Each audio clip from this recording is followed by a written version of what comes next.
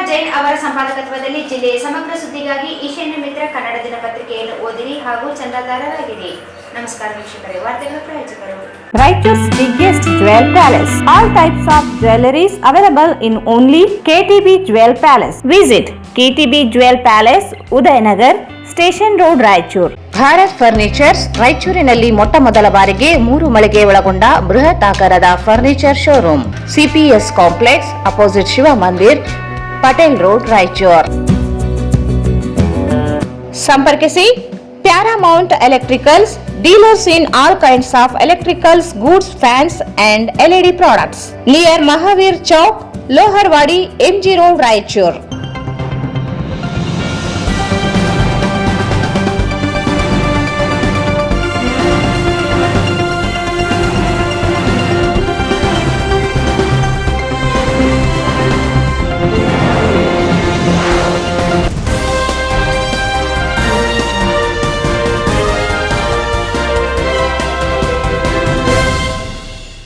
ವಾರ್ತೆಗಳಿಗೆ ಸ್ವಾಗತ. ಮೊದಲಿಗೆ ಮುಖ್ಯಾಂಶಗಳು. ಒಳ ಮೀಸಲು ವರ್ಗೀಕರಣ ಅನ್ಯಾಯ ಸರಿಪಡಿಸಿ ಕಾನೂನು ರೂಪಿಸಿ ಜಾರಿಗೊಳಿಸಬೇಕು, ರವೀಂದ್ರನಾಥ್ ಪಟ್ಟಿ. ದೇವರಾಜು ಅರಸು ಆಶಯ ಬದ್ಧತೆ ಇದ್ದರೆ ಸರ್ಕಾರ ಭೂಮಿ ಸಾಗುವಳಿ ಚೀಟಿ ನೀಡಲಿ, ಮಾರಪ್ಪ ಹರ್ವೆ.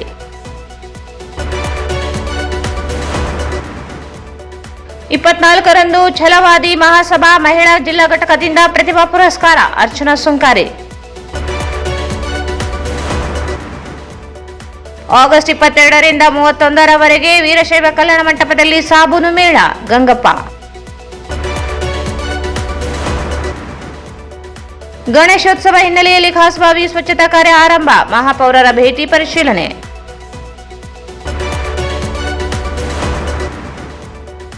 ಮೂಕಚಹರೆ ಗುರುತಿಸುವ ಕ್ರಮವನ್ನು ಕೈಬಿಡಲು ಆಗ್ರಹಿಸಿ ಪ್ರತಿಭಟನೆ.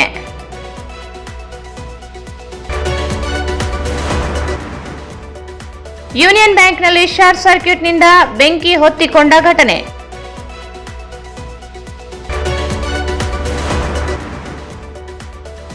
ವಾಸವಿ ವನಿತಾ ಸೇವಾ ಸಮಿತಿ ರಾಯಚೂರು ವತಿಯಿಂದ ಸಾಮೂಹಿಕ ಲಕ್ಷ್ಮೀನಾರಾಯಣ ಪೂಜೆ.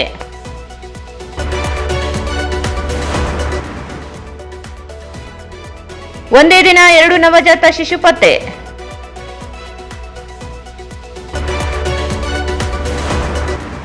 ಮತ್ತು ಗಣಪತಿ ಮಂದಿರದಲ್ಲಿ 4.5 ಕೆಜಿ ಬೆಳ್ಳಿ ಪಾದುಕ ಹಾಗೂ ಆಭರಣಗಳ ಪೂಜಾ ಕಾರ್ಯಕ್ರಮ. ವಾರ್ತೆಗಳ ವಿವರ. ಪರಿಶಿಷ್ಟ ಜಾತಿಗಳ ಒಳ ಮೀಸಲಾತಿ ವರ್ಗೀಕರಣ ಹೋರಾಟ ತಾರ್ಕಿಕ ಅಂತ್ಯ ಕಂಡಿದ್ದು, ರಾಜ್ಯ ಸರ್ಕಾರ 2 ಸದನಗಳಲ್ಲಿ ಮಂಡಿಸಿ ಕಾನೂನು ರೂಪಿಸಿ ಖಾಲಿ ಇರುವ ನೇಮಕಾತಿಗೆ ಮುಂದಾಗಬೇಕೆಂದು ಹೊಲೆಯ ಸಂಬಂಧಿತ ಜಾತಿಗಳ ಒಳ ಮೀಸಲಾತಿ ಹೋರಾಟ ಸಮಿತಿ ಸಂಚಾಲಕ ರವೀಂದ್ರನಾಥ್ ಪಟ್ಟಿ ಒತ್ತಾಯಿಸಿದರು. ಪರಿಶಿಷ್ಟ ಜಾತಿಗಳ ಒಳ ಮೀಸಲಾತಿ ವರ್ಗೀಕರಣ ಹೋರಾಟ ತಾರ್ಕಿಕ ಅಂತ್ಯ ಕಂಡಿದ್ದು, ರಾಜ್ಯ ಸರ್ಕಾರ 2 ಸದನಗಳಲ್ಲಿ ಮಂಡಿಸಿ ಕಾನೂನು ರೂಪಿಸಿ ಖಾಲಿ ಇರುವ ನೇಮಕಾತಿಗೆ ಮುಂದಾಗಬೇಕೆಂದು ಹೊಲೆಯ ಸಂಬಂಧಿತ ಜಾತಿಗಳ ಒಳ ಮೀಸಲಾತಿ ಹೋರಾಟ ಸಮಿತಿ ಸಂಚಾಲಕ ರವೀಂದ್ರನಾಥ್ ಪಟ್ಟಿ ಒತ್ತಾಯಿಸಿದರು. ಅವರು ಇಂದು ಮಾಧ್ಯಮಗೋಷ್ಠಿಯನ್ನು ಉದ್ದೇಶಿಸಿ ಮಾತನಾಡಿ 2011ರಿಂದಲೇ ಒಳ ಮೀಸಲಾತಿ ಕುರಿತು ಪ್ರಕರಣ ಸುಪ್ರೀಂ ಕೋರ್ಟ್ನಲ್ಲಿ ಇತ್ತು. ಕೊನೆಗೆ ಸುಪ್ರೀಂ ಕೋರ್ಟ್ ಸೂಚನೆ ಮೇರೆಗೆ ರಾಜ್ಯ ಸರ್ಕಾರ ದತ್ತಾಂಶ ಸಂಗ್ರಹಿಸಲು ನ್ಯಾಯಮೂರ್ತಿ ನಾಗಮೋಹನ್ ದಾಸ್ ಆಯೋಗ ರಚಿಸಿತು. ವರದಿ ಅಂಗೀಕರಿಸಿರುವ ರಾಜ್ಯ ಸರ್ಕಾರ ಮಾದಿಗ, ಹೊಲೆಯ ಸಂಬಂಧಿತ ಜಾತಿಗಳಿಗೆ ಸಮಾನವಾಗಿ ಮೀಸಲು ಹಂಚಿಕೆ ಮಾಡಲು ನಿರ್ಧರಿಸಿದೆ. ಆದರೆ ಅಲೆಮಾರಿಗಳಿಗೆ ಅನ್ಯಾಯವಾಗಿದ್ದು ಸರಿಪಡಿಸಲು ಸರ್ಕಾರ ಮುಂದಾಗಬೇಕೆಂದರು. ಬಿಜೆಪಿ ಸರ್ಕಾರ ಅವಧಿಯಲ್ಲಿ ಅಂದಿನ ಮುಖ್ಯಮಂತ್ರಿಯಾಗಿದ್ದ ಬಸವರಾಜ ಬೊಮ್ಮಾಯಿಯವರು ಪರಿಶಿಷ್ಟರ ಮೀಸಲಾತಿಯನ್ನು ಶೇಕಡಾ 15ರಿಂದ 17ಕ್ಕೆ ಹೆಚ್ಚಿಸಲು ನಿರ್ಧರಿಸಿ ಕೇಂದ್ರಕ್ಕೆ ಶೆಡ್ಯೂಲ್ 9 ತಿದ್ದುಪಡಿಗೆ ಶಿಫಾರಸು ಮಾಡಿತು. ಕೇಂದ್ರ ಸರ್ಕಾರ ಒಪ್ಪಿಗೆ ನೀಡಿಲ್ಲ. ಶೇಕಡಾ 17ರಷ್ಟು ಮೀಸಲು ಹೆಚ್ಚಿಸಿರುವುದನ್ನು ಪ್ರಶ್ನಿಸಿ ಕೆಇಟಿಯಿಂದ ಹೈಕೋರ್ಟ್ ನಿಂತ ತಡೆಯಾಜ್ಞೆ ತರಲಾಗಿದೆ. ಸರ್ಕಾರ ಸ್ಪಷ್ಟೀಕರಣ ನೀಡುವ ಮೂಲಕ ಗೊಂದಲ ನಿವಾರಿಸಬೇಕು. ನ್ಯಾಯಮೂರ್ತಿ ನಾಗಮೋಹನ್ ದಾಸ್ ಆಯೋಗವು 59 ಜಾತಿಗಳಿಗೆ ಒಂದು ಗುಂಪು ಮಾಡಿ ಶೇಕಡಾ 1 ಮೀಸಲಾತಿ ನೀಡಲು ಶಿಫಾರಸು ಮಾಡಿತ್ತು. ಅಲೆಮಾರಿ ಸಮುದಾಯಗಳಿಗೆ ಅನ್ಯಾಯವಾಗಿದ್ದು ಸರ್ಕಾರ ಪುನರ್ ಪರಿಶೀಲಿಸಿ ನ್ಯಾಯಯುತ ಮೀಸಲು ನಿಗದಿಪಡಿಸಬೇಕು ಎಂದರು. ಬಲಗೈ ಸಂಬಂಧಿತ ಜಾತಿಗಳಾದ ಬೇಗಾರ್, ಬ್ಯಾಗರ್ ಜಾತಿಯನ್ನು ಸಿ ಪ್ರವರ್ಗದ ಪಟ್ಟಿಯಲ್ಲಿ ಸೇರಿಸಲಾಗಿದ್ದು ಪ್ರವರ್ಗ ಬಿ ಸೇರಿಸಬೇಕು. 1928ರಲ್ಲಿ ಮೈಸೂರು ಮಹಾರಾಜರು ಮೀಸಲು ನಿಗದಿಪಡಿಸಿ 800 ಶಾಲೆಗಳನ್ನು ಪ್ರಾರಂಭಿಸಿದರು. ಛಲವಾದಿ ಸಮಾಜದ ಜನರು ಅಂದಿನಿಂದಲೇ ಶಿಕ್ಷಣ ಪಡೆದು ಸರ್ಕಾರಿ ಉದ್ಯೋಗಗಳಲ್ಲಿ ಇದ್ದಾರೆ. ಮಾದಿಗ ಸಮಾಜದ ಸಮಾನ ಜನಸಂಖ್ಯೆ ಸಮುದಾಯ ಹೊಂದಿದೆ. ಸರ್ಕಾರ ರಾಜಕೀಯವಾಗಿ ಮೀಸಲು ಬಳಕೆ ಮಾಡದೆ ಕೂಡಲೇ ಕಾನೂನು ರೂಪಿಸಿ ನೇಮಕಾತಿ ನಡೆಸಬೇಕೆಂದರು. 35 ವರ್ಷಗಳಿಂದ ಒಳ ಮೀಸಲಾತಿಗಾಗಿ ಪರಿಶಿಷ್ಟ ಜಾತಿಗಳ ಉಪಜಾತಿಗಳು ಹೋರಾಟ ಮಾಡುತ್ತಾ ನಿನ್ನೆಗೆ ಅದು ಅಂತಿಮ ತಾರೀಕಿಗೆ ಮುಟ್ಟಿದೆ. ಈಗಾಗಲೇ ಸರ್ಕಾರ ಅದನ್ನು ಒಪ್ಪಿಕೊಂಡು 3 ಗುಂಪುಗಳಲ್ಲಿ ವಿಂಗಡಣೆ ಮಾಡಿದೆ. ಈ ಹಿಂದೆ 35 ವರ್ಷಗಳಿದ್ದರೂ 20 ವರ್ಷಗಳ ಕಾಲ ಅದು ಸರ್ಕಾರ ಅದು ಸುಪ್ರೀಂ ಕೋರ್ಟ್ ಅಲ್ಲಿ ಇತ್ತು. ಎಲ್ಲ ಹೇಳ್ತಾರೆ 35 ವರ್ಷಗಳ ಹೋರಾಟ 2011ರಿಂದ 2024ವರೆಗೆ ಸುಪ್ರೀಂ ಕೋರ್ಟ್ ಅಲ್ಲಿ ಪೆಂಡಿಂಗ್ ಇತ್ತಂತೆ. ಅದು ಹೋರಾಟ ಅಲ್ಲ. ಸುಪ್ರೀಂ ಕೋರ್ಟ್ ಪೆಂಡಿಂಗ್ ಇದ್ದಾಗ ಯಾವ ಹೋರಾಟ ಮಾಡಿದ್ರೆ ಯಾವುದೇ ರಾಜ್ಯ ಸರ್ಕಾರಗಳು ಅದನ್ನು ಜಾರಿ ಮಾಡಂಗಿಲ್ಲ. ಬೇಕಾದ್ರೆ ಮಾದಿಗ ಸಮಾಜದವರು ಬೇರೆಯವರು 35 ವರ್ಷಗಳಿಂದ ಮಾಡ್ತಾ ಇದ್ದಾರೆ. ದಯವಿಟ್ಟು ನಾನು ಪತ್ರಿಕೋಟಿ ಮುಖಾಂತರ 2011ರಿಂದ 2024ವರೆಗೆ ಎವಿ ಚಿನ್ನಯ ವರ್ಷ ಆಂಧ್ರ ಪ್ರದೇಶಕ್ಕೆ ಸುಪ್ರೀಂ ಕೋರ್ಟ್ ಅಲ್ಲಿ ಪೆಂಡಿಂಗ್ ಇತ್ತು. ಸಂತೋಷ್ ಹೆಗಡೆ ಅವರು ಏನ್ ಮಾಡಿದ್ರು, 9 ಶೆಡ್ಯೂಲ್ ಅಮೆಂಡ್ಮೆಂಟ್ ಮಾಡಾದ್ರೆ ರಾಜ್ಯ ಸರ್ಕಾರಗಳಂತೆ ಮಾಡಿದ್ರು. ಕಳೆದ ವರ್ಷ ಆಗಸ್ಟ್ 1ನೇ ತಾರೀಕು 2024ಕ್ಕೆ ಸುಪ್ರೀಂ ಕೋರ್ಟ್ ತೀರ್ಮಾನ ಮಾಡಿ ಒಳ ಮೀಸಲಾತಿಯನ್ನು ರಾಜ್ಯ ಸರ್ಕಾರಗಳು ಮಾಡಬಹುದು. ಮಾಡಬೇಕಾದ್ರೆ ಅದು ಇಂಪೆರಿಕಲ್ ಡಾಟಾ ತಗೊಂಡು ಎಲ್ಲಾ ಜಾತಿಗಳಿಗೆ ನ್ಯಾಯ ಒದಗಿಸಿಕೊಳ್ಳಬೇಕಂತ ಮಾಡಿದ್ದು. ಅದರಂತೆ ರಾಜ್ಯ ಸರ್ಕಾರವು ನಿವೃತ್ತಿ ಗೌರವಾನ್ವಿತ ನ್ಯಾಯಮೂರ್ತಿಗಳಾದ ನಾಮಕುಂದ ದಾಸ್ ಅವರ ಅಧ್ಯಕ್ಷತೆಯಲ್ಲಿ ಅವರು ಒಂದು ಸಮಿತಿ ರಚಿಸಿ ಸಮಿತಿಯು ತನ್ನ ವರದಿ ಸಲ್ಲಿಸಿದ ನಂತರ ಮೊನ್ನೆ 19 ತಾರೀಕಿಗೆ ಸರ್ಕಾರ ಅದನ್ನು ಒಪ್ಪಿಗೆ ನೀಡಿದೆ. ನಾಮಕುಂದ ದಾಸ್ ಅವರು 4 ಗುಂಪುಗಳಾಗಿ ವಿಂಗಡಣೆ ಮಾಡಿದ್ರು. ಎ ಗುಂಪಿಗೆ ಅಲೆಮಾರಿ ಜಾತಿಗಳು ಮತ್ತು ಬಿ ಗುಂಪಿಗೆ ಮಾದಿಗ ಸಮಾಜಗಳು, ಸಿ ಗುಂಪಿಗೆ ಚಲವಾದಿ ಗುಂಪುಗಳು, ಡಿ ಗುಂಪಿಗೆ ಏತರ ಜಾತಿಗಳು ಲಂಬಾಣಿಗಳು ಮಾಡಿದ್ರು. ಈ ಗುಂಪಿಗೆ ಬಲಗೈ ಸಂಬಂಧಿತ ಎಡಗೈ ಸಂಬಂಧಿತ ಜಾತಿಗಳಾದ ಆದಿದ್ರಾವಿಡ, ಆದಿ ಕರ್ನಾಟಕ, ಆದಿ ಆಂಧ್ರಗಳಲ್ಲಿ ಸೇರಿಸಿದ್ರು. ಆದರೆ ರಾಜ್ಯ ಸರ್ಕಾರ ಇದನ್ನು ಕೂಲಂಕಷವಾಗಿ ಪರಿಶೀಲಿಸಿ ಎಲ್ಲರಿಗೆ ಸಾಮಾಜಿಕ ನ್ಯಾಯ ಕೊಡಬೇಕಂತ ಹೇಳಿ ಅವರು 3 ಗುಂಪುಗಳು ವಿಂಗಡಣೆ ಮಾಡಿದ್ರು. ಎ ಗುಂಪಿಗೆ ಮಾದಿಗ ಸಮಾಜಕ್ಕೆ 6 ಮತ್ತು ಬಿ ಗುಂಪಿಗೆ 6 ಚಲವಾದಿ ಗುಂಪಿಗೆ, ಸಿ ಗುಂಪಿಗೆ ಪೂರ್ವಪಡಿತ ಸಮಾಜಗಳ ಜೊತೆಗೆ 49 ಜಾತಿ ಅಲೆಮಾರಿಗಳನ್ನು ಸೇರಿಸಿ ಒಂದು ಗುಂಪು ಮಾಡಿ 5 ಮಾಡಿ 17 ಸ್ಪಷ್ಟವಾಗಿ ಮಂಡನೆ ಮಾಡಿದ್ದೀವಿ. ಸರ್ಕಾರವು ಈ ಕೂಡಲೇ ವರದಿಯನ್ನು 2 ಸದನದಲ್ಲಿ ಮಂಡಿಸಿ ಒಪ್ಪಿಗೆ ಪಡೆಯಬೇಕು. ಅದೇ ಆಗಲ್ಲ, ಅದು ಮಂಡಿಸಿ ರಾಜ್ಯಪಾಲರ ಮತ್ತು ರಾಷ್ಟ್ರಪತಿಗಳ ಒಪ್ಪಿಗೆ ಪಡೆಯಬೇಕು. ಆಗ ಅದು ಬಿಲ್ ಆಗ್ತಾ ಇದೆ. ಅಲ್ಲಿವರೆಗೆ ಆಗಂಗಿಲ್ಲ. ಸರ್ಕಾರ ಕೂಡಲೇ 2 ಸಲ ವರದಿಯನ್ನು ಮಂಡಿಸಿ ಒಪ್ಪಿಗೆ ಕೊಡೋದು. ಕೂಡಲೇ ಸರ್ಕಾರ ವಿವಿಧ ಇಲಾಖೆಗಳ ಖಾಲಿ ಹುದ್ದೆಗಳನ್ನು ನೇಮಕಾತಿ ಸರ್ಕಾರ ಪ್ರಾರಂಭಿಸಬೇಕು ಅಂತ ಇದ್ದೇವೆ. ಇನ್ನೊಂದು ಬಹಳ ದೊಡ್ಡ ಬಹಳ ಮುಖ್ಯವಾದ ಸಂವಿಧಾನಿಕ ಬಿಕ್ಕಟ್ಟಿದೆ. ಬಿಜೆಪಿ ಸರ್ಕಾರದಲ್ಲಿ ಬಸವರಾಜ ಬೊಮ್ಮಾಯಿ ಸರ್ಕಾರದಲ್ಲಿ ಪರಿಶಿಷ್ಟ ಜಾತಿಗೆ 17%, ಪರಿಶಿಷ್ಟ ಪಂಗಡಿಗೆ 7% ಹೆಚ್ಚಿಗೆ ಮಾಡಿ 24 ಆಗಸ್ಟ್ 2023ಕ್ಕೆ ಕೇಂದ್ರ ಸರ್ಕಾರಕ್ಕೆ 9 ಶೆಡ್ಯೂಲ್ನಲ್ಲಿ ತಿದ್ದುಪಡಿ ಮಾಡಬೇಕಂತ ಕಳಿಸಿದ್ರು. ಆದ್ರೆ ಈಗ ತಿದ್ದುಪಡಿ ಕೇಂದ್ರ ಸರ್ಕಾರ ಮಾಡಿ ಅಂಗೀಕಾರ ಮಾಡೋದು ಅದಿಲ್ಲ. ಅದೇ ಈಗ ತಾರ್ಕಿಕ ಅಂತ್ಯ ಕೊಡಿಸ್ಬೇಕು. ಏನಾದ್ರು 17% 7% ಮಾಡಬೇಕಿದ್ರೆ 15%ಗೆ ಮೀಸಲಾತಿ ಸರಿ ಮಾಡಬೇಕು. ಈಗಾಗಲೇ ಕೆಲವು ವಿದ್ಯಾರ್ಥಿಗಳು ಈಗ ಮಾಡಿದಾಗ ಅವರು ಹರಿವು ಮಾಡ್ಬೇಕಂತ ಹೇಳಿ ತಾವು ಮುಂದೆ ನಾನು ವಿಚಾರ ಮಂಡನೆ ಮಾಡ್ತಾ ಇದ್ದೆ. 2.5 ವರ್ಷ ಆಯ್ತು. ಬ್ಯಾಕ್ವರ್ಡ್ ಕ್ಲಾಸ್ಗೆ ಆಯೋಗದ ಅಧ್ಯಕ್ಷರ, ಮಹಿಳಾ ಆಯೋಗಕ್ಕಿದ್ದಾರ, ಮಾನವಾಹಕಗಳ ಇದ್ದಾರ, ಹಿಂದುಳಿದ ವರ್ಗಕ್ಕಿದೆ, ಶಾಶ್ವತ ಇದು. ಆದ್ರೆ SC ಆಯೋಗ ಇಲ್ಲ. ಯಾಕಂದ್ರೆ ನಮ್ಮ MLAಗಳು MP ಗಳು ಏನಾಗಿದೆ, ಮಿನಿಸ್ಟರ್ಗಳು ಬಾಯಿ ಮಾಡ್ಬೇಕು. ಸಿದ್ದರಾಮಯ್ಯ ಮಾತಾಡಿದ್ರೆ ನಮ್ಮೆಲ್ಲಿ ನಮ್ಮ ಸಚಿವ ಸ್ಥಾನ ಕಳ್ಕೊಡೋದು ಮಾಡ್ತಾ ಇಲ್ಲ. ಅಷ್ಟು ಆಯೋಗದಿಂದ ನಮ್ಮ MLAಗಳು. ನಾವು ಇದನ್ನ ಚಲವಾದಿಗಳಿಗೆ 6% ಬರಬೇಕಾದ್ರೂ ನಾವು ಮೊನ್ನೆ 18ನೇ ತಾರೀಕಿಗೆ ರಾಜ್ಯದಂತ ಹೋರಾಟ ಮಾಡಿ ಮಾದಿಗರಿಗಿಂತ ನಾವು ಜಾಸ್ತಿ 2 ಕಡೆ ಮಾದಿಗರು ಕೂತಿದ್ರು. ಎಲ್ಲಿ ಫ್ರೀಡಂ ಪಾರ್ಕ್ನಲ್ಲಿ ನಾವು 10 ರಿಂದ 15 ಜನ ಸೇರಿ ಅವಾಗ ನಾವು ಬಲ ಪ್ರದರ್ಶನ ಆದ್ಮೇಲೆ ಸಿದ್ದರಾಮಯ್ಯ ಅವರು 2.5 ತಾಸು ಕ್ಯಾಬಿನೆಟ್ ಮೀಟಿಂಗ್ ನಲ್ಲಿ 5 ಗಂಟೆಗೆ ಇಟ್ಟಿದ್ದು 7.5 ಗಂಟೆಗೆ ಇಟ್ಕೊಂಡು ಚರ್ಚೆ ಮಾಡಿ ನಮಗೆ ಅವರಿಗೆ ಕಟ್ಟವರ್ತಿ ತಂತ್ರ ಮಾಡಿ ಇದರಲ್ಲಿ 49 ಗುಂಪಿನ ಅಲೆಮಾರಿಗಳಿಗೆ ಅನ್ಯಾಯ ಮಾಡಿದ್ದಾರೆ. ಅಲೆಮಾರಿಗಳಿಗೆ ಇವತ್ತಿನ 10% ವಿದ್ಯಾಭ್ಯಾಸ ಇದೆ. ಅವರಿಗೆ ಔದ್ಯೋಗಿಕ 1% ಇದೆ. ಇವತ್ತಿಗೂ ಭಿಕ್ಷೆ ಬೇಡ್ಕೊಂಡು ತಿಂತಾ ಇದ್ದಾರೆ. ನೋಡ್ತಿರ್ಬೇಕು ಅವರು. ಈ ಸಂದರ್ಭದಲ್ಲಿ ನರಸಿಂಹ ನೆಲಹಾಳ್, ಭಾಸ್ಕರ್ ರಾಜ್, ಕೆ ಪರಶುರಾಮ್, ಮಹೇಶ್, ಯಲ್ಲಪ್ಪ ಬೊಮ್ಮನಾಳ್, ಸಂತೋಷ್ ಇದ್ದರು. ರಾಜ್ಯ ಸರ್ಕಾರ ದೇವರಾಜ್ ಅರಸು ಆಶಯಗಳಂತೆ ಕಾರ್ಯನಿರ್ವಹಿಸುವುದೇ ಆದಲ್ಲಿ ಸಾಗುವಳಿ ಮಾಡುತ್ತಿರುವ ರೈತರಿಗೆ ಒಂದು ಬಾರಿ ಭೂ ಮಂಜೂರಾತಿ ನೀಡಬೇಕೆಂದು ಭೂಮಿ ಮತ್ತು ವಸತಿ ಹಕ್ಕು ವಂಚಿತರ ಹೋರಾಟ ಸಮಿತಿ ಜಿಲ್ಲಾ ಸಂಚಾಲಕ ಮಾರಪ್ಪ ಹರ್ವಿ ಆಗ್ರಹಿಸಿದರು.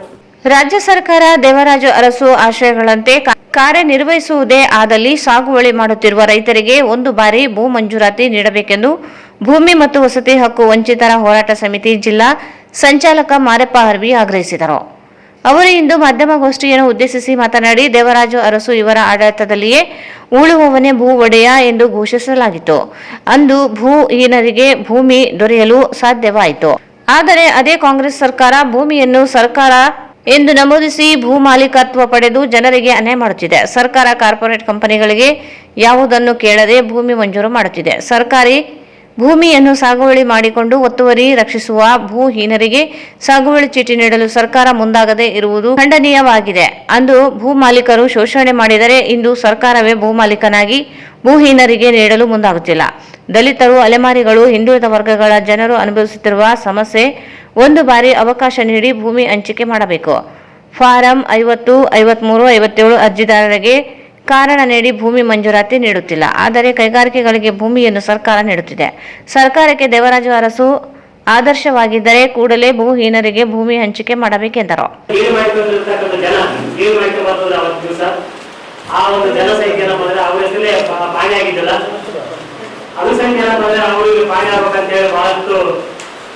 ಜನ ಏನು ಬಹಳ ಹೋರಾಟ ಮಾಡ್ತದಂಗೆ ಮತ್ತು ಏನೋ ಹೊಟ್ಟೆಪಾಡಿನಾಗಿ ಈಗ ದೊಡ್ಡವ್ರ ಮನೆಯಾಗ ಅಕಸ್ಮಾತ್ವಾಗಿ ಈಗ ಒಂದು ಜೀವನ ಕಟ್ಕೋಬೇಕಂತ ಹೇಳಿ ಭೂಮಿ ಮಾಡಿಕೊಂಡು ಇರ್ತಕ್ಕಂಥ ಎಷ್ಟೋ ಜೀವಗಳಿದ್ರು.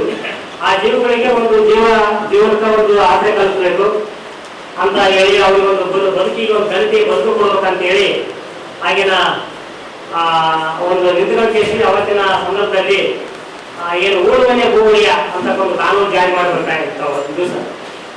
ಆ ಒಂದು ಜನ ಅವತ್ತು ಹೋರಾಟ ಅಂದಿನ ಹೋರಾಟಗಳು ಮಾಡ್ತಾ ಇದ್ರು. ಜನ ಒತ್ತಡದಿಂದ ಉಳುವನೆ ಭೂವಣಿ ಅಂತೇಳಿ ಕಾನೂನು ಮಾಡಿದ್ರು. ಅವತ್ತಿನ ಕಾಂಗ್ರೆಸ್ ಸರ್ಕಾರದ ಮುಖ್ಯಮಂತ್ರಿ ಆಗಿರ್ತಕ್ಕಂಥ ದೇವರಾಜ ಅರಸು ಅವರು ಅವತ್ತಿನ ಒಂದು ಕಾನೂನು ಮಾಡಿ ಜನರಿಗೆ ಭೂಮಿ ಕೊಡಬೇಕಂತ ಹೇಳಿ ಒಂದು ಕಾನೂನು ಮಾಡಿದ್ರು.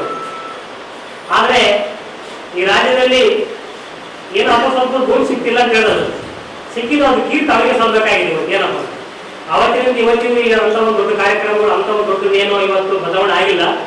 ಆದರೆ ಈ ರಾಜ್ಯದಲ್ಲಿ ಭೂ ಸುಧಾರಣೆ ಕಾಯ್ದೆಗೆ ತಿದ್ದುಪಡಿ ತರುವುದರ ಮೂಲಕ ಸಹಿತ ಕೆಲವರು ಭೂಮಿ ಸಿಕ್ಕಿತ್ತಾದ್ರೂ ಸಹಿತ ಏನು ಅವತ್ತಿನ ಭೂಮಿ ಸಿಕ್ತಲ್ಲ ಅಷ್ಟೇ ಪ್ರಮಾಣದಲ್ಲಿ ಸಹಿತ ಇವತ್ತು ಭಗವತ್ ಸಾಗುವಾಳಗಳು ಎಷ್ಟೋ ವರ್ಷಗಳಿಂದ ಸಾಗುವ ಮಾಡಿಕೊಂಡು ಏನಪ್ಪ ಅಂದ್ರೆ ನೆಲಗುದಿಗೆ ಒಂದು 70-80 ವರ್ಷದಿಂದ ಹಂಗೆ ಸಾಗುವಳಿ ಮಾಡ್ಕೊಂತ ಇದ್ದಾರೆ. ಆ ಭೂಮಿಯನ್ನು ಇವತ್ತಿಗೂ ನೆನೆದು ಬಿದ್ದಿರ್ತಕ್ಕಂಥ ಅವರೆಲ್ಲರೂ ತಮ್ಮ ಹೆಸರು ಭೂಮಿ ಪಟ್ಟ ಹಾಕ್ಬೇಕಂತೇಳಿ ರಾಜ್ಯ ತುಂಬ ಹಲವಾರು ಕಡೆ ಬೆಳಗಾವಿ ಅಧಿವೇಶನದಲ್ಲಿ ಇವತ್ತು ಅಲ್ಲೆಲ್ಲ ಹೋರಾಟ ಮಾಡ್ತಿದ್ರು. ಬೆಂಗಳೂರಲ್ಲಿ ಚಳವಳಿ ಅಧಿವೇಶನ ಅಲ್ಲಿಗೆ ಚಳವಳಿ ಅಧಿವೇಶನ ಮುಖಾಂತರ ಸದ್ಯ ಹೋರಾಟ ಮಾಡಿ ಚಳವಳಿ ಅಧಿವೇಶನದಲ್ಲಿ ಗಮನ ಸೆಳೆಯುವಂಥದ್ದು ಹೋರಾಟ ಮಾಡಿದ್ರು. ಇಡೀ ರಾಜ್ಯ ತುಂಬ ಎಲ್ಲ ಕಡೆ ಹೋರಾಟ ಮಾಡ್ಕೊಂಡು ಬಂದ್ರು.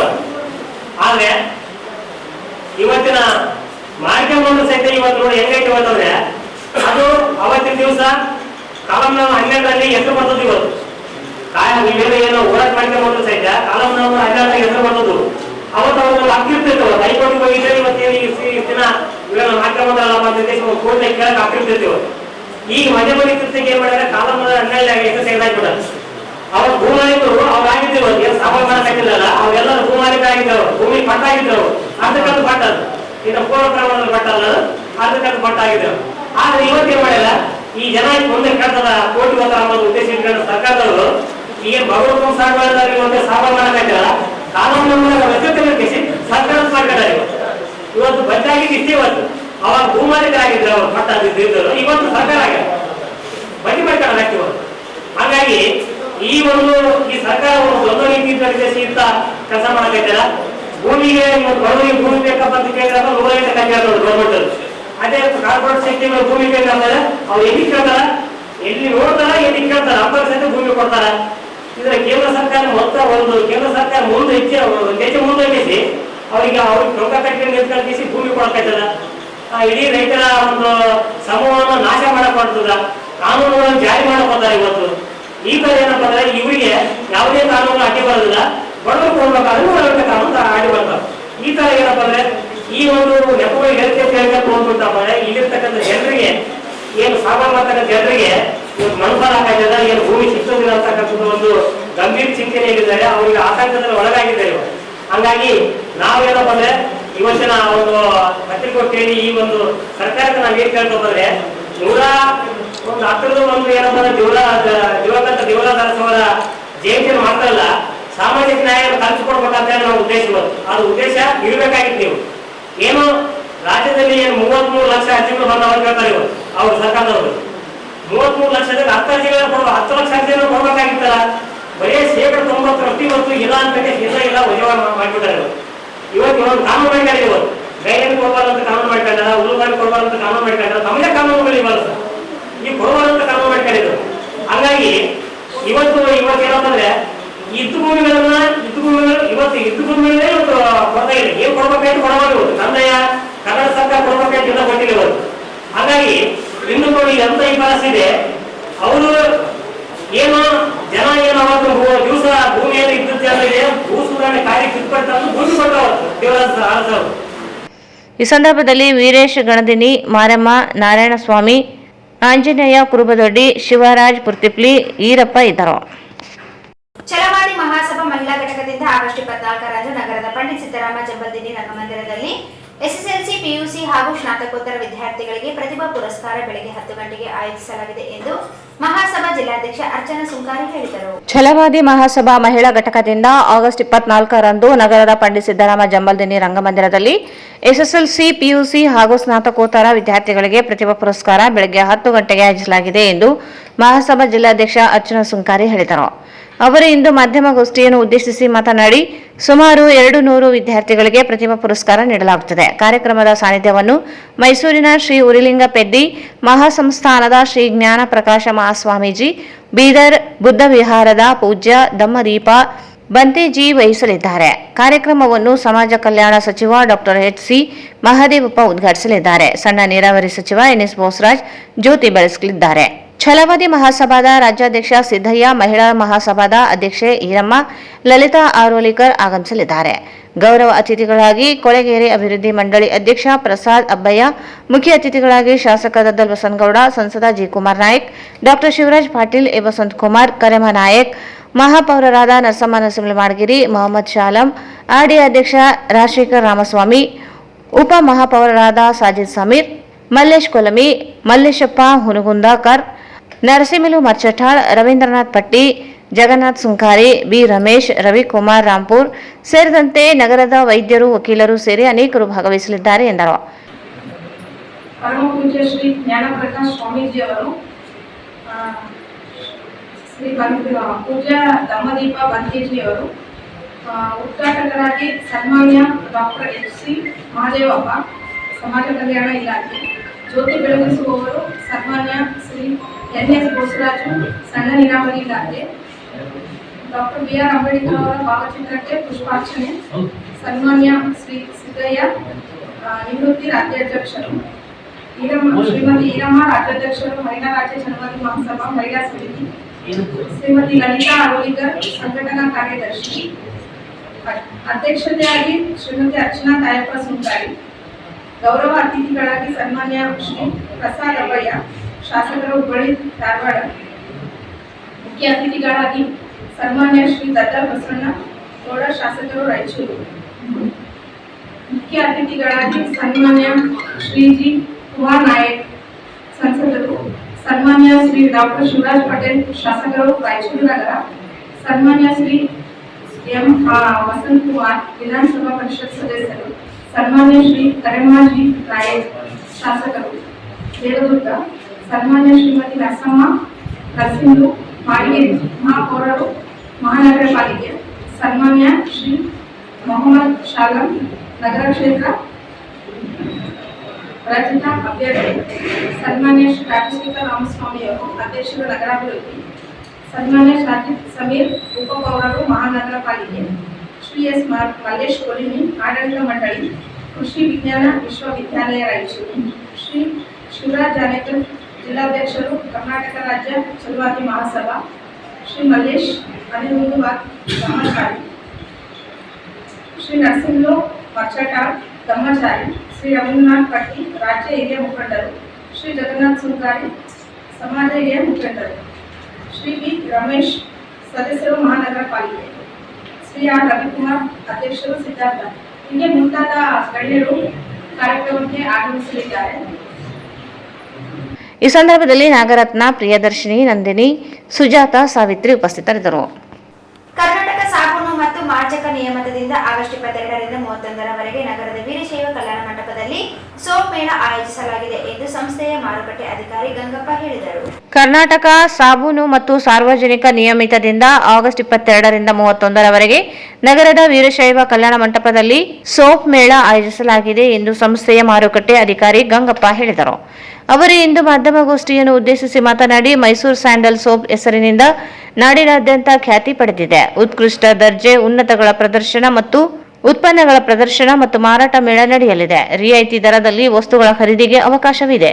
ಗಂಧದ ಎಣ್ಣೆ ಮತ್ತು ಮೈಸೂರು ಸ್ಯಾಂಡಲ್ ಸೋಪ್ ಉತ್ಪನ್ನ, ಮಾರ್ಜಕ, ಸೌಂದರ್ಯವರ್ಧಕ, ಅಗರಬತ್ತಿ ಸೇರಿ 50 ಉತ್ಪನ್ನಗಳನ್ನು ಮಾರುಕಟ್ಟೆಯಲ್ಲಿ ಮಾರಾಟ ದಾಪುಗಾಲು ಇಟ್ಟಿದೆ. 2023-24 ಸಾಲಿನಲ್ಲಿ 1,571 ಕೋಟಿ ವಹಿವಾಟು ನಡೆಸಿ 362 ಕೋಟಿ ರೂಪಾಯಿ ನಿವ್ವಳ ಲಾಭ ಗಳಿಸಿದೆ. 2024-25ರಲ್ಲಿ ಉತ್ಪನ್ನಗಳ ಮಾರಾಟದಲ್ಲಿ 1,785 ಕೋಟಿ ವಹಿವಾಟು ನಡೆಸಿ 450 ಕೋಟಿ ರೂಪಾಯಿ ನಿವ್ವಳ ಲಾಭ ಗಳಿಸಿದೆ. 108 ವರ್ಷಗಳ ಇತಿಹಾಸದಲ್ಲಿ ಮೇ 25ರಲ್ಲಿ ಮಾರಾಟ 186 ಕೋಟಿ ರೂಪಾಯಿಗಳ ಲಾಭ ಗಳಿಸುವ ಮೂಲಕ ದಾಖಲೆ ನಿರ್ಮಿಸಿದೆ. ಶ್ರೀಗಂಧವನ್ನು ಪಡೆಯಲು 10 ಜನ ರೈತರೊಂದಿಗೆ ಒಡಂಬಡಿಕೆ ಮಾಡಿಕೊಳ್ಳಲಾಗಿದೆ. ಕೆಎಸ್ಡಿಎಲ್ ಉತ್ಪನ್ನಗಳನ್ನು ಜಾಗತಿಕ ಮಟ್ಟದಲ್ಲಿ ಬೆಳೆಸಲು ಚಿತ್ರನಟಿ ತಮನ್ನಾ ಭೇಟಿಯಾದ ಇವರನ್ನು ರಾಯಭಾರಿಯನ್ನಾಗಿ ನೇಮಿಸಲಾಗಿದೆ. ಅಲ್ಲದೆ ರಾಜ್ಯದ 2 ಸಹ ನೇಮಿಸಿಕೊಳ್ಳಲಾಗಿದೆ. ಸಾರ್ವಜನಿಕರು ಸಾಬೂನು ಮೇಳದಲ್ಲಿ ಭಾಗವಹಿಸಿ ಸೋಪುಗಳು ಪಡೆದುಕೊಳ್ಳಬೇಕೆಂದರು. ಈ ಸಂದರ್ಭದಲ್ಲಿ ಸಹಾಯಕ ವ್ಯವಸ್ಥಾಪಕ ಗುರುಪ್ರಸಾದ್ ಇದ್ದರು.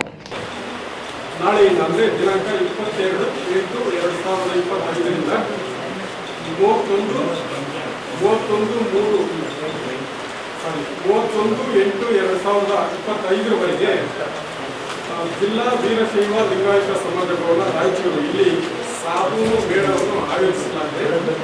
ಬೆಳಗ್ಗೆ 9:30ಯಿಂದ ರಾತ್ರಿ 9 ಗಂಟೆವರೆಗೆ ಈ ಸಾಬೂನು ಮೇಳವನ್ನು ಆಯೋಜಿಸಲಾಗಿದೆ. ಈ ಸಾಬೂನು ಮೇಳದ ಬಗ್ಗೆ ಮತ್ತು KSDL ಸಂಸ್ಥೆ ಅಂದರೆ ಮೈಸೂರು ಸ್ಯಾಂಡಲ್ ಸಂಸ್ಥೆ ಬಗ್ಗೆ ಸ್ವಲ್ಪ ವಿವರಗಳನ್ನು ಮಾಧ್ಯಮ ಮಿತ್ರರಿಗೆ ಒದಗಿಸಿಕೊಡ್ತೀನಿ.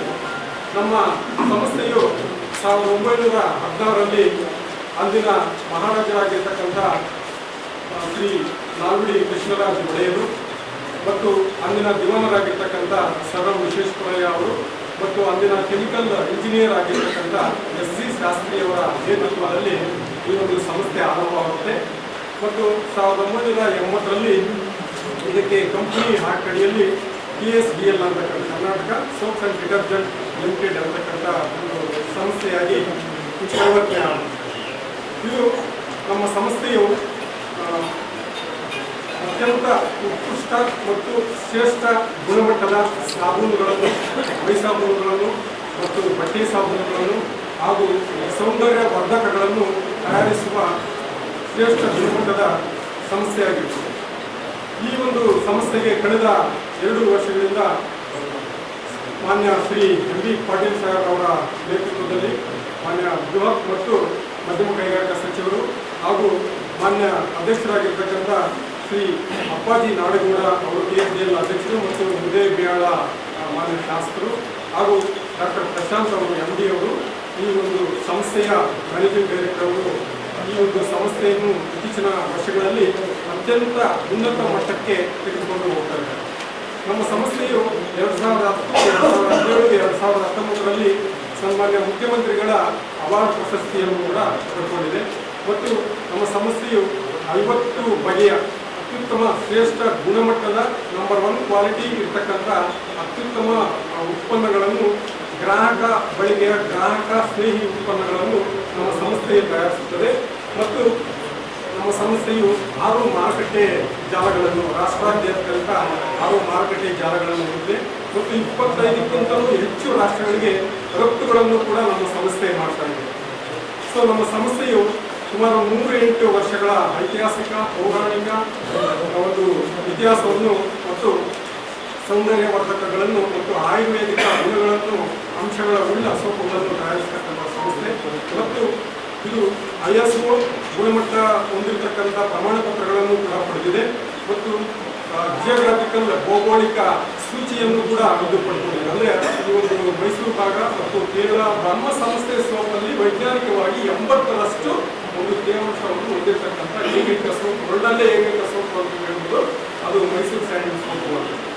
ಮತ್ತು ನಮ್ಮ ಸೋಪು ನಾನು ಈಗಾಗಲೇ ಹೇಳಿದಂತೆ ನೈಸರ್ಗಿಕ ನ್ಯಾಚುರಲ್ ಆಗಿರ್ತಕ್ಕಂಥದ್ದು, ಆಯುರ್ವೇದಿಕ ಗುಣಗಳನ್ನು ಹೊಂದಿರತಕ್ಕಂಥದ್ದು, ಸೌಂದರ್ಯ ಗುಣಗಳನ್ನು ಹೊಂದಿರತಕ್ಕಂಥದ್ದು, ತ್ವಚೆಯ ಒಂದು ಸೌಂದರ್ಯವನ್ನು ಹೆಚ್ಚಿಸ್ತಕ್ಕಂಥ ಗುಣವುಳ್ಳ ಏಕೈಕ ಸೋಪು ಯಾವಪ್ಪ ಅಂತ ಹೇಳಿದ್ರೆ ಅದು ಮೈಸೂರು ಸ್ಯಾಂಡಲ್ ಸೋಪ್ ಅಂತ.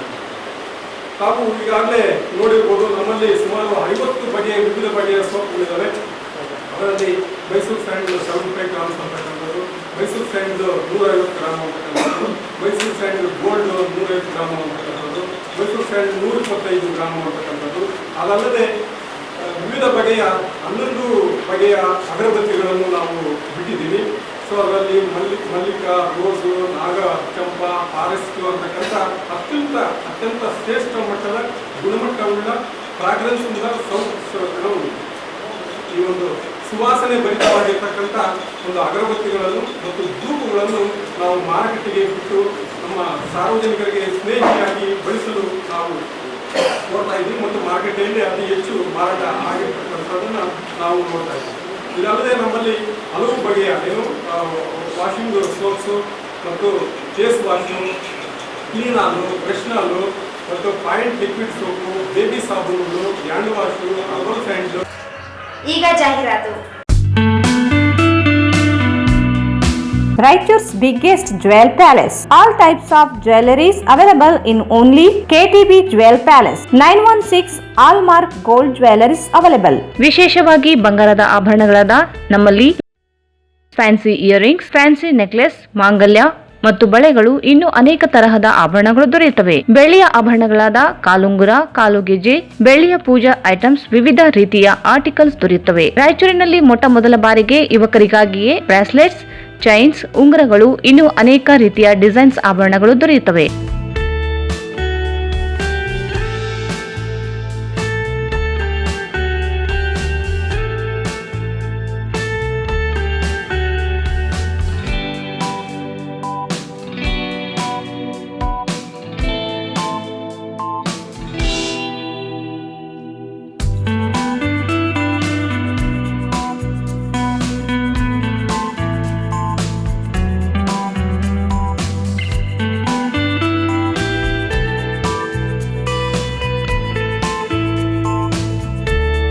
Visit KTB Jewel Palace, Udayanagar, Station Road, Raichur. Mobile 8123535300.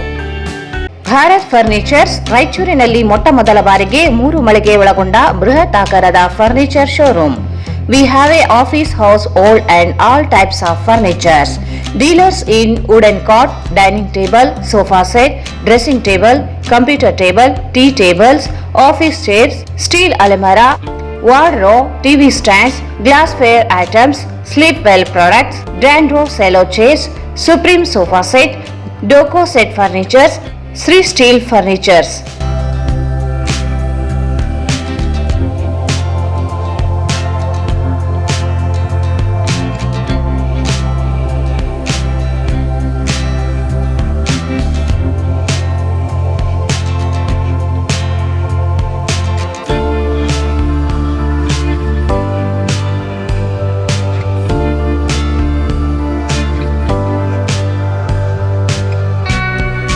For more details, contact Bharat Furnitures, CPS Complex, opposite Shiva Mandir, Patel Road, Raichur. Mobile 9880024095. Paramount Electricals. Dealers in all kinds of electrical goods, fans and LED products. ಈಗ ನಿಮ್ಮ ರಾಯಚೂರು ಮಹಾನಗರ ಪಾಲಿಕೆಯಲ್ಲಿ ಮೊಟ್ಟ ಮೊದಲ ಬಾರಿಗೆ 2000 ಚದುರ ಅಡಿಯ 2 ಮಳಿಗೆಗಳುಳ್ಳ ಬೃಹದಾಕಾರದ Paramount electrical showroom ತೆರೆಯಲಾಗಿದೆ. ರಾಯಚೂರು ಜಿಲ್ಲೆಯ ಜನತೆ, ಎಲೆಕ್ಟ್ರಿಷಿಯನ್ಸ್, ಎಲೆಕ್ಟ್ರಿಕಲ್ಸ್ ಇಂಜಿನಿಯರ್ಸ್ ದೂರದ ಊರುಗಳಾದ ಬೆಂಗಳೂರು, ಹೈದರಾಬಾದ್ಗಳಿಗೆ ಹೋಗದೆ ಈಗ ನಮ್ಮ ರಾಯಚೂರಿನಲ್ಲಿ ಮ್ಯಾನುಫ್ಯಾಕ್ಚರಿಂಗ್ ದರದಲ್ಲಿ ಎಲ್ಲಾ ತರಹದ ಎಲೆಕ್ಟ್ರಿಕಲ್ಸ್ ಗೂಡ್ಸ್ ಗಳು ದೊರೆಯುತ್ತವೆ. Switch, plates, wires, fans, remote fans, ಹ್ಯೂಮರ್ಸ್, ಎಲ್ಲಾ ತರಹದ ಎಲ್ಇಡಿ ಪ್ರಾಡಕ್ಟ್ಗಳು ನಮ್ಮ ಒಂದೇ ಮಳಿಗೆಯಾದ ಪ್ಯಾರಾಮೌಂಟ್ ಎಲೆಕ್ಟ್ರಿಕಲ್ಸ್ ನಲ್ಲಿ ಮ್ಯಾನುಫ್ಯಾಕ್ಚರಿಂಗ್ ದರದಲ್ಲಿ ದೊರೆಯುತ್ತವೆ. ನಮ್ಮಲ್ಲಿ ಎಲ್ಲಾ ತರಹದ ಕಂಪನಿಗಳಾದ ಜಿಎಂ, ಗೋಲ್ಡ್ ಮೆಡಲ್, ಐಫಾ, ಹೆವೆಲ್ಸ್, ಆಂಕರ್, ಲೀಶಾ, ಫಿನೋಲ್ಯಾಕ್, ವಿಗಾರ್ಡ್, ವಿಪ್ರೋ, ಫೆಲಿಕ್ಯಾಬ್, K9, ವಿವಾನ್ ಇನ್ನು ಅನೇಕ ಕಂಪನಿಗಳ ಎಲೆಕ್ಟ್ರಿಕಲ್ಸ್ ಐಟಂಗಳು ಸಿಗುತ್ತವೆ.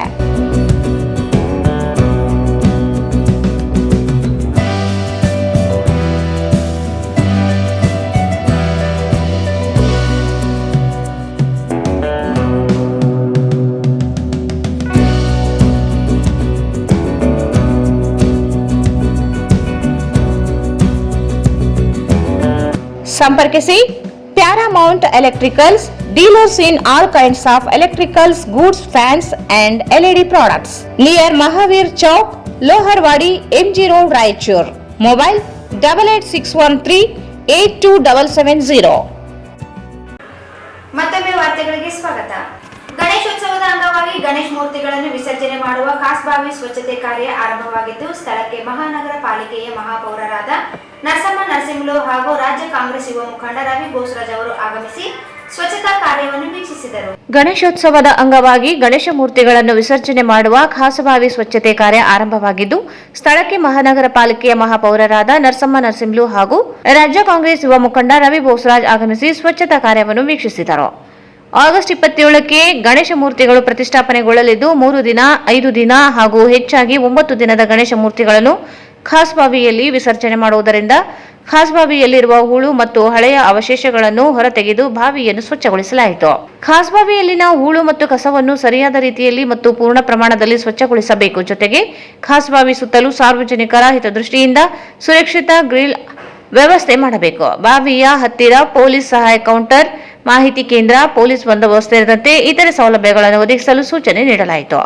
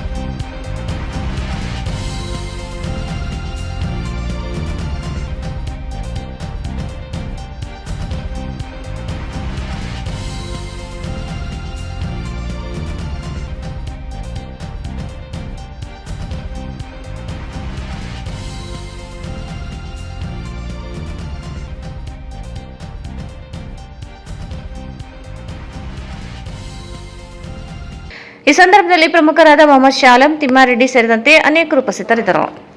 ಕೇಂದ್ರ ಸರ್ಕಾರದ ICDS ಯೋಜನೆಯನ್ನು ಸರಳೀಕರಿಸಿ ಫಲಾನುಭವಿಗಳನ್ನು ಆಕರ್ಷಿಸಲು ಮುಖಚಹರೆ ಗುರುತಿಸುವ ಕಾರ್ಯಕ್ರಮವನ್ನು ಅಳವಡಿಸಿದ್ದು, ಇದರಿಂದ ತೊಂದರೆಗಳಾಗುತ್ತಿರುವುದರಿಂದ ಕೂಡಲೇ ಇದನ್ನು ಕೈಬಿಡಲು ಒತ್ತಾಯಿಸಿ ಕರ್ನಾಟಕ ರಾಜ್ಯ ಅಂಗನವಾಡಿ ನೌಕರರ ಸಂಘ CATU ನೇತೃತ್ವದಲ್ಲಿ ನಗರದ ಟಿಪ್ಪು ಸುಲ್ತಾನ್ ಉದ್ಯಾನವನದಲ್ಲಿ ಕಪ್ಪು ದಿನವನ್ನಾಗಿ ಪ್ರತಿಭಟನೆ ನಡೆಸಲಾಯಿತು. ಕೇಂದ್ರ ಸರ್ಕಾರದ ICDS ಯೋಜನೆಯನ್ನು ಸರಳೀಕರಿಸಿ ಫಲಾನುಭವಿಗಳನ್ನು ಆಕರ್ಷಿಸಲು ಮುಖಚಹರೆ ಗುರುತಿಸುವ ಕ್ರಮವನ್ನು ಅಳವಡಿಸಿದ್ದು, ಇದರಿಂದ ತೊಂದರೆಗಳಾಗುತ್ತಿರುವುದರಿಂದ ಕೂಡಲೇ ಇದನ್ನು ಕೈಬಿಡಲು ಒತ್ತಾಯಿಸಿ ಕರ್ನಾಟಕ ರಾಜ್ಯ ಅಂಗನವಾಡಿ ನೌಕರರ ಸಂಘ CATU ನೇತೃತ್ವದಲ್ಲಿ ನಗರದ ಟಿಪ್ಪು ಸುಲ್ತಾನ್ ಉದ್ಯಾನವನದಲ್ಲಿ ಕಪ್ಪು ದಿನವನ್ನಾಗಿ ಪ್ರತಿಭಟನೆ ನಡೆಸಲಾಯಿತು. ಕೇಂದ್ರ ಸರ್ಕಾರದ ICDS ಯೋಜನೆಗೆ 50 ವರ್ಷಗಳು ಪೂರೈಸುತ್ತಿದ್ದು, ಯೋಜನೆಯನ್ನು ಸರಳೀಕರಿಸಿ ಫಲಾನುಭವಿಗಳನ್ನು ಆಕರ್ಷಿಸಲು ಸರ್ಕಾರಗಳು ಕ್ರಮಗಳನ್ನು ರೂಪಿಸಬೇಕಿತ್ತು. ಆದರೆ ಅದರ ಬದಲಾಗಿ ಸಂಕೀರ್ಣಗೊಳಿಸಲಾಗುತ್ತಿದೆ ಎಂದು ದೂರಿದರು. ಯಾವುದೇ ಸೌಲಭ್ಯಗಳನ್ನು ಕೊಡದೆ ಮುಖಚಹರೆ ಗುರುತಿಸುವ ಕ್ರಮವನ್ನು ಅಳವಡಿಸಿದ್ದರಿಂದ ಕ್ಷೇತ್ರ ಮಟ್ಟದಲ್ಲಿ ಹಲವಾರು ತೊಂದರೆಗಳನ್ನು ಅನುಭವಿಸುವಂತಾಗಿದೆ. ಆಹಾರ ಭದ್ರತಾ ಕಾಯ್ದೆಯಡಿ ಯಾವುದೇ ಫಲಾನುಭವಿ ಹಸಿವಿನಿಂದ ನರಳಬಾರದು. ಸುಪ್ರೀಂ ಕೋರ್ಟ್ ನಿರ್ದೇಶನದಂತೆ ಆಧಾರ್ ಕಾರ್ಡ್ ಇಲ್ಲ ಎಂಬ ನೆಪದಲ್ಲಿ ಸಬ್ಸಿಡಿ ಹಾಗೂ ಉಚಿತವಾಗಿ ಸಿಗುವ ಸೌಲಭ್ಯಗಳಿಂದ ಫಲಾನುಭವಿಗಳಿಗೆ ವಂಚನೆಯಾಗಬಾರದು. ಸಂರಕ್ಷಣೆ ಮಾಡಬೇಕಾದ ಸರ್ಕಾರಗಳು ಇಂದು ಮುಖಚಹರೆಯನ್ನು ಕಡ್ಡಾಯಗೊಳಿಸುವ ಮುಖಾಂತರ ಫಲಾನುಭವಿಗಳ ಹಕ್ಕನ್ನು ನಿರಾಕರಿಸುತ್ತಿವೆ ಎಂದು ಆಪಾದಿಸಿದರು. ಮುಖಚಹರೆಯಿಂದ ಫಲಾನುಭವಿಗಳ ವೈಯಕ್ತಿಕ ಮಾಹಿತಿ ಸೋರಿಕೆಯಾಗುತ್ತದೆ, ಸೈಬರ್ ವಂಚನೆಗಳು ದಾರಿ ಮಾಡಿಕೊಟ್ಟಂತಾಗುತ್ತದೆ ಎಂದರು. 60% ತನ್ನ ಪಾಲಿನ ವಂತಿಕೆಯನ್ನು ನೀಡಬೇಕಾದ ಕೇಂದ್ರ ಸರ್ಕಾರ ಇಂತಹ ನಿರ್ಬಂಧಗಳನ್ನು ಹಾಕಿ ತನ್ನ ಪಾಲಿನ ಹಣ ಕಡಿಮೆ ಮಾಡಲು ಮುಂದಾಗಿದ್ದನ್ನು ಖಂಡಿಸಿದರು.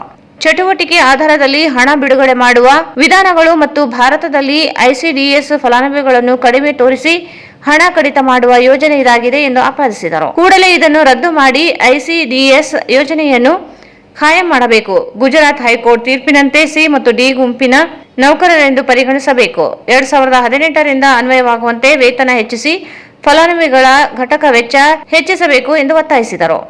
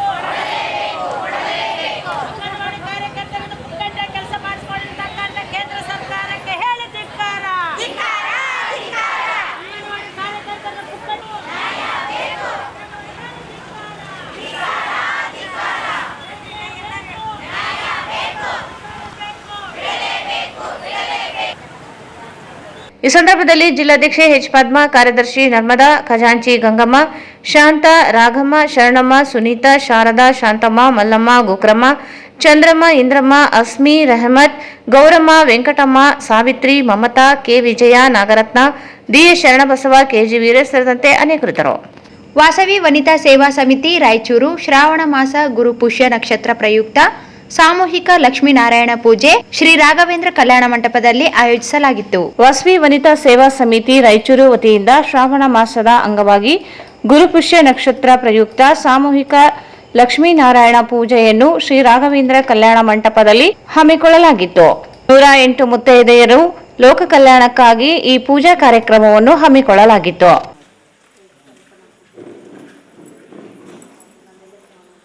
రెండు అక్షతలు వేసి నమస్కారం చేసుకోండి. దీపారాధన చేసేవారు దీపారాధన అనంతరము 2 అక్షతలు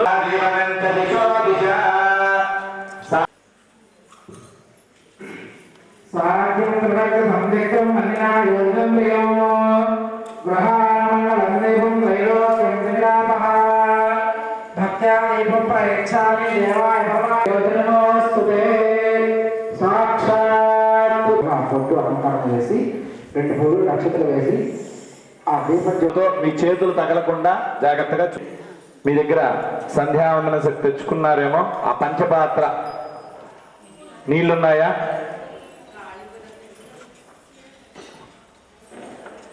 నీళ్ళు ఇచ్చారు కదా మందర.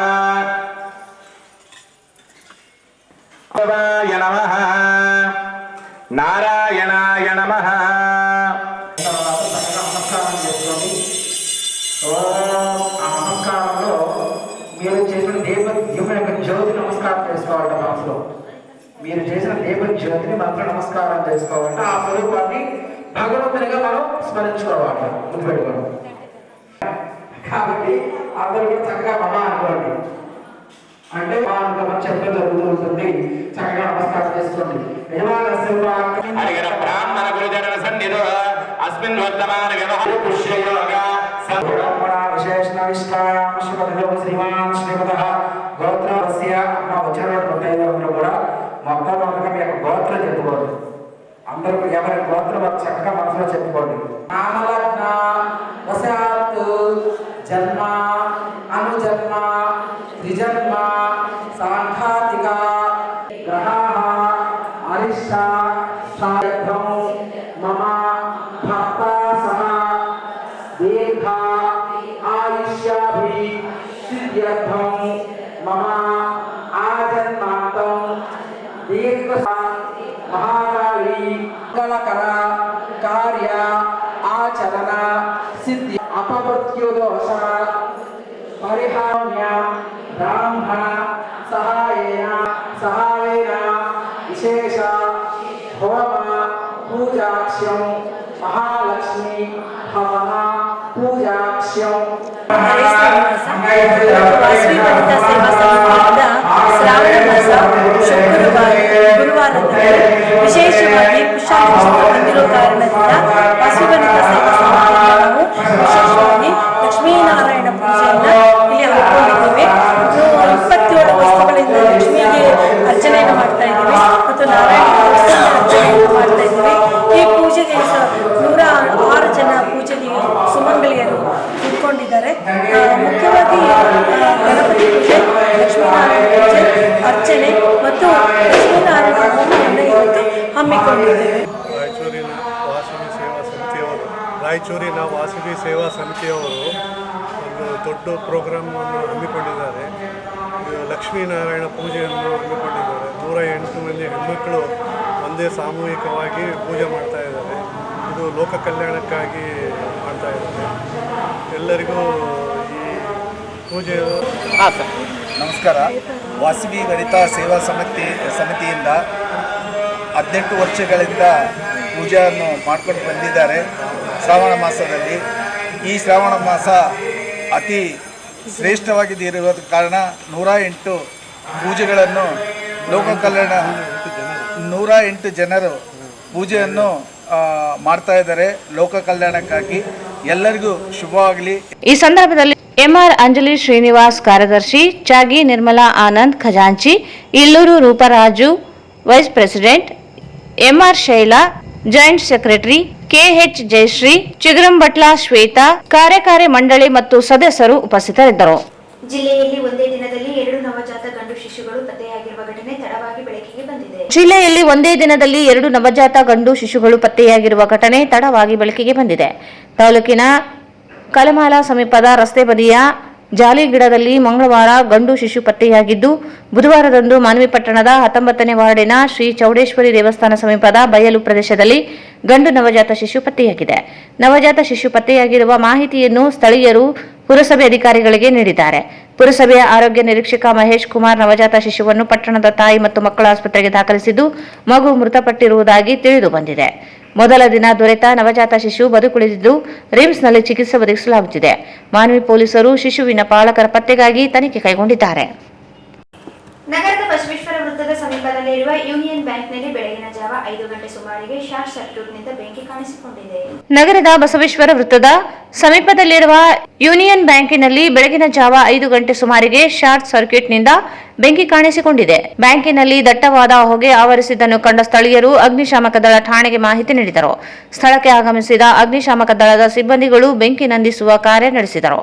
ಅಗ್ನಿಶಾಮಕ ದಳದ ಸಿಬ್ಬಂದಿಗಳು ಬರುವಷ್ಟರಲ್ಲಿ ಬ್ಯಾಂಕಿನ ಎಲ್ಲಾ ಕಡೆಗೂ ಬೆಂಕಿ ಆವರಿಸಿಕೊಂಡಿತ್ತು.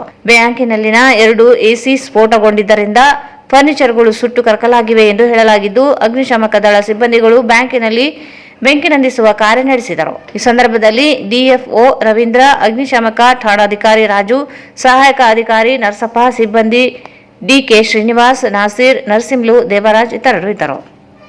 ಶ್ರೀ ಮಾತಾ ಮಹಾಲಕ್ಷ್ಮೀ ದೇವಿ ಗಜಾನನ ಯುವ ಸಮಿತಿ ವತಿಯಿಂದ ನಗರದ ಗಂಜ್ ಕಲ್ಯಾಣ ಮಂಟಪ ಗಣಪತಿ ಮಂದಿರದಲ್ಲಿ 4.5 ಕೆಜಿ ತೂಕದ ಬೆಳ್ಳಿ ಪಾದುಕ ಹಾಗೂ ವಿವಿಧ ಆಭರಣಗಳ ಪೂಜಾ ಕಾರ್ಯಕ್ರಮವನ್ನು ಭಕ್ತಿ ಭಾವದಿಂದ ನೆರವೇರಿಸಲಾಯಿತು. ಶ್ರೀ ಮಾತಾ ಮಹಾಲಕ್ಷ್ಮೀ ದೇವಿ ಗಜಾನನ ಯುವ ಸಮಿತಿ ವತಿಯಿಂದ ನಗರದ ಗಂಜ್ ಕಲ್ಯಾಣ ಮಂಟಪ ಗಣಪತಿ ಮಂದಿರದಲ್ಲಿ 4.5 ಕೆಜಿ ತೂಕದ ಬೆಳ್ಳಿ ಪಾದುಕ ಹಾಗೂ ವಿವಿಧ ಆಭರಣಗಳ ಪೂಜಾ ಕಾರ್ಯಕ್ರಮವನ್ನು ಭಕ್ತಿ ಭಾವದಿಂದ ನೆರವೇರಿಸಲಾಯಿತು. ಪೂಜೆಯ ನಂತರ ಭಜನೆ ಕೀರ್ತನೆಗಳ ಮಧ್ಯೆ ಅದ್ದೂರಿಯ ಮೆರವಣಿಗೆ ಮೂಲಕ ಪಾದುಕ ಮತ್ತು ಆಭರಣಗಳನ್ನು ಮುನ್ನೂರುವಾಡಿಯ ಶ್ರೀ ಮಹಾಲಕ್ಷ್ಮಿ ದೇವಸ್ಥಾನಕ್ಕೆ ಭಕ್ತರು ಉತ್ಸಾಹದಿಂದ ತಲುಪಿಸಿದರು. ಈ ಸಂದರ್ಭದಲ್ಲಿ ಸಮಿತಿಯ ಸದಸ್ಯರು ಹಾಗೂ ಅನೇಕ ಭಕ್ತರು ಭಾಗವಹಿಸಿ ಶ್ರೀ ಮಹಾಲಕ್ಷ್ಮಿಯ ದರ್ಶನ ಪಡೆದು ಸಮೂಹ ಭಕ್ತಿ ಗೀತೆಗಳನ್ನು ಹಾಡಿ ಭಕ್ತಿಪರ ವಾತಾವರಣ ನಿರ್ಮಿಸಿದರು. ಕೊನೆಯಲ್ಲಿ ಮತ್ತೊಮ್ಮೆ ಮುಖ್ಯಾಂಶಗಳು. ಒಳ ಮೀಸಲು ವರ್ಗೀಕರಣ ಅನ್ಯಾಯ ಸರಿಪಡಿಸಿ ಕಾನೂನು ರೂಪಿಸಿ ಜಾರಿಗೊಳಿಸಬೇಕು, ರವೀಂದ್ರನಾಥ್ ಪಟ್ಟಿ. ದೇವರಾಜು ಅರಸು ಆಶಯ ಬದ್ಧತೆ ಇದ್ದರೆ ಸರ್ಕಾರ ಭೂಮಿ ಸಾಗುವಳಿ ಚೀಟಿ ನೀಡಲಿ, ಮಾರಪ್ಪ ಹರ್ವೆ.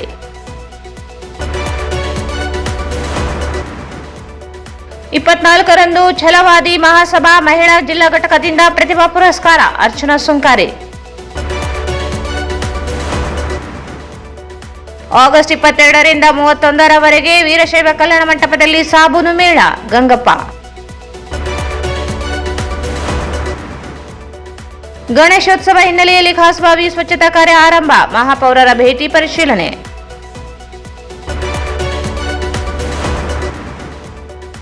ಮುಖಚಹರೆ ಗುರುತಿಸುವ ಕ್ರಮವನ್ನು ಕೈಬಿಡಲು ಆಗ್ರಹಿಸಿ ಪ್ರತಿಭಟನೆ.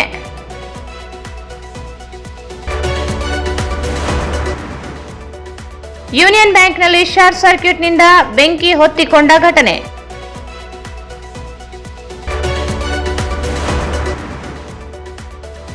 ವಾಸವಿ ವನಿತಾ ಸೇವಾ ಸಮಿತಿ ರಾಯಚೂರು ವತಿಯಿಂದ ಸಾಮೂಹಿಕ ಲಕ್ಷ್ಮೀನಾರಾಯಣ ಪೂಜೆ.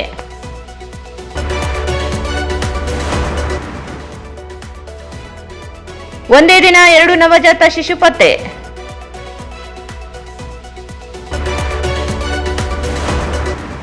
ಮತ್ತು ಗಣಪತಿ ಮಂದಿರದಲ್ಲಿ 4.5 ಕೆಜಿ ಬೆಳ್ಳಿ ಪಾದುಕ ಹಾಗೂ ಆಭರಣಗಳ ಪೂಜಾ ಕಾರ್ಯಕ್ರಮ. ವಾರ್ತೆಗಳನ್ನು ಪ್ರಾಯೋಜಿಸಿದವರು Raichur's biggest jewel palace. All types of jewelries available in only KTB Jewel Palace. Visit KTB Jewel Palace, Udayanagar, Station Road, Raichur. Bharat furnitures ರಾಯಚೂರಿನಲ್ಲಿ ಮೊಟ್ಟ ಮೊದಲ ಬಾರಿಗೆ 3 ಮಳಿಗೆ ಒಳಗೊಂಡ ಬೃಹತ್ ಆಕಾರದ furniture showroom. CPS complex opposite Shiva Mandir, Patel road, Raichur. ಸಂಪರ್ಕಿಸಿ Paramount electricals, dealers in all kinds of electricals, goods, fans and LED products. Near Mahavir Chowk, Loharwadi, MG Road, Raichur. ಇಲ್ಲಿಗೆ ವಾರ್ತಾ ಪ್ರಸಾರ ಮುಕ್ತಾಯವಾಯಿತು. ಮುಂದಿನ ವಾರ್ತೆಗಳೊಂದಿಗೆ ಮತ್ತೆ ಭೇಟಿಯಾಗೋಣ. ವಂದನೆಗಳು.